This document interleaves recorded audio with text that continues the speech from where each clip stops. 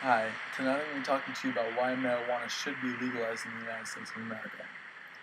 I'm going to be going over the points of the first government that our founding fathers set up and how it was designed not to interfere on on the personal level with an individual's freedom of choice.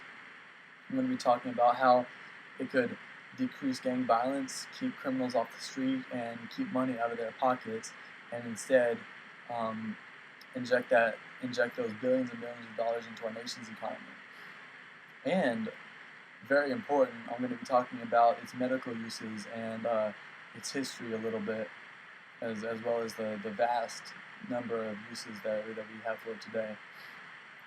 But to get started, our founding fathers escaped a government in England which was set up as a monarchy. The individuals had next to no power. It was the few rich that ran the government, and the majority of the citizens, as individuals, had no power. That's why they had the American Revolution. They were trying to escape the government and do away with the king. As they escaped to America and declared their independence, the first government they set up was outlined in what we call the Articles of Confederation. These articles were to set up a central government to govern the 13 different states. But as I said, they were so scared of having a strong central government like a king that their central government was virtually powerless. They could not levy taxes against the states, so they had no way of making money. They couldn't raise an army because they could make no money. All that they could do really is ask the states for money, but they had no way of enforcing this request. And they had no power unless they had a 9/13 majority between the states. All the states with different needs and abilities all had different things that they wanted to vote for, and it was virtually impossible to get anything done on the national level. So the states did what they wanted. Many of the states were involved in negotiations and signing things with other nations. They basically operated as individual nations. Fortunately, our founding fathers were able to get this right with the Constitution of the United States of America, and they were able to have a strong national government that was able to govern all, but at the same time it gave us freedom of choice. It gave us the freedom of speech, freedom of press, and freedom of religion, which is why it's practically unconstitutional for marijuana not to be legal. It makes no sense. It's a safe thing. There's never been a reported overdose, and there are so many medical uses for it. But to keep on track, the government legalizing marijuana would keep so much crime off the streets. Since it's an illegal activity and it's an illegal drug, it gets passed out, it gets distributed through the black market, which means it gets associated with other things in the black market. It gets associated with the crime and with the hard drugs that are circulating and the dirty money. The money that marijuana brings in is incredible. It's $1 billion industry for the criminals, when it should be putting money in our pocket as a government. The money goes to the gangs to buy weapons, buy vehicles, and fund other larger criminal activities. It goes to them buying bigger, harder drugs, which are able to do damage to our society, which shouldn't be there. And if we were able to legalize marijuana, it would regulate all of this. Marijuana would give us jobs, and it would change. It would take all of the money out of the pockets of the drug runners and criminals and put so much more money into our own pockets.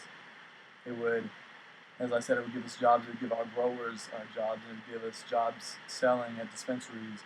And all this would be regulated and controlled, and not to mention the taxes that we would be able to levy on it would make billions of dollars. Even conservative estimates put it at billions.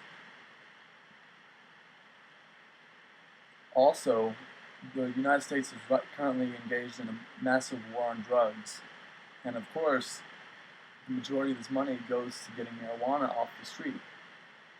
If we legalize marijuana, it wouldn't be on the street. It wouldn't be involved in these criminal activities, and the money that we spend to get it off the street could be used to get dangerous drugs that have recorded overdoses, and drugs that are chemically addicting. It would be able to get those off the street instead, and get those out of the hands of the criminals and the drug runners.